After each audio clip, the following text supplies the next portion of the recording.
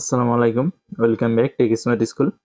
বন্ধুরা, আজ আমি আপনাদের সাথে একটি ইন্টারেস্টিং ভিডিও নিয়ে হাজির হয়েছি। এই ভিডিওটি প্রত্যেক অ্যান্ড্রয়েড ইউজারের জন্য খুবই গুরুত্বপূর্ণ।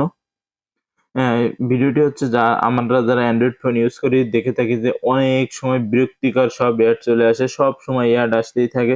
সেই অ্যাডগুলো অফ করা কিভাবে অফ করবেন সেই ফুল স্টেপগুলো আমি দেখিয়ে দিব আপনাদের।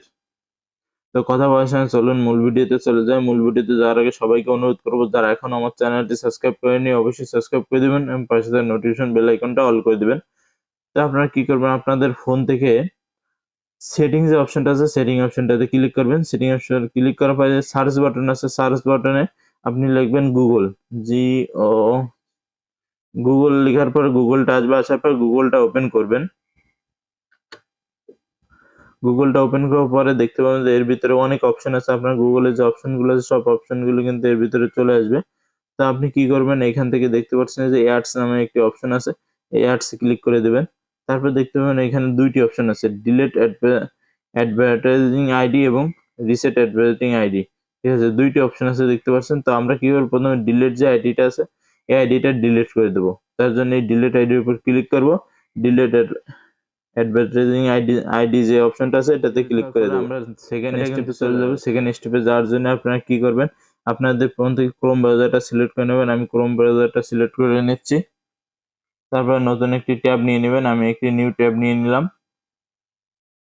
নিউ ট্যাব নেওয়ার পরে এখানে লিখবেন মাই অ্যাক্টিভিটি। মাই অ্যাক্টিভিটি লিখে আপনি সার্চ দিবেন, আসবে ওয়েলকাম টু মাই অ্যাক্টিভিটি। আপনারা কি করবেন, ওয়েলকাম টু মাই অ্যাক্টিভিটি যে অপশন আছে এটাতে ক্লিক করে দিবেন। আপনার যদি মাই অ্যাক্টিভিটিতে কোনো ইমেইল লগ ইন করা না থাকে, যে ইমেইলটা আপনার ফোনে লগ ইন করা আছে অবশ্যই সেটি লগ ইন করে নেবেন। লগ ইন করার পরে আপনি আপনার সামনে ঠিক এমন একটি ইন্টারফেস দেখতে পাবেন। দেখার পরে কি করবেন, এখানে বাম সাইডে দেখবেন থ্রি ডট আছে, এখানে দেখতে পাবেন যে অ্যাক্টিভিটি কন্ট্রোল নামে একটি অপশন আছে। অ্যাক্টিভিটি কন্ট্রোলে একটি ক্লিক করে দেবেন। তারপরে একটু আপনি নিচের দিকে যাবেন, নিচের দিকে যাওয়ার পরে আপনি দেখতে পারবেন যে একটি অপশন আছে পার্সোনালিটি অ্যাড। এই যে দেখতে পাচ্ছেন, এই যে পার্সোনালিটি যে অ্যাডটা আছে, এই যে অ্যাডটা, ঠিক আছে। তো কি করবো, এই অ্যাডটি আমরা অফ করে দেবো অবশ্যই।